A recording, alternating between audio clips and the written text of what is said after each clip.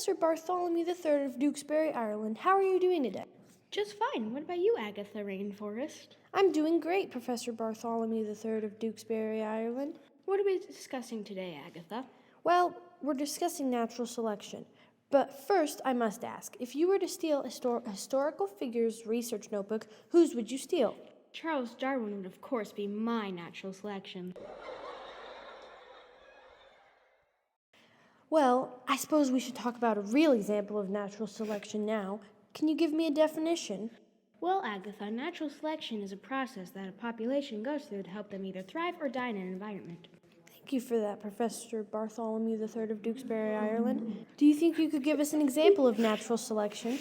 I believe I can, Agatha. Would you like to discuss one of the settler examples? Sure. What did you have in mind? The warrior ant. What's a warrior ant? Warrior ants are ants that have adapted to have a remarkable ability. What do you mean? Well, ants in general can emit a chemical signal that tells other ants in their family not to attack a bug or animal. Wow, I did not know that. Many people don't.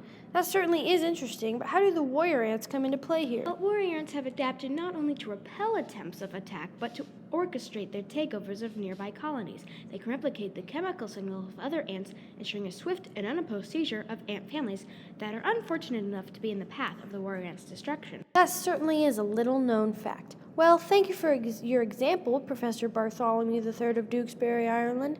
I'm sure the audience will wish you a good evening and a Merry Christmas.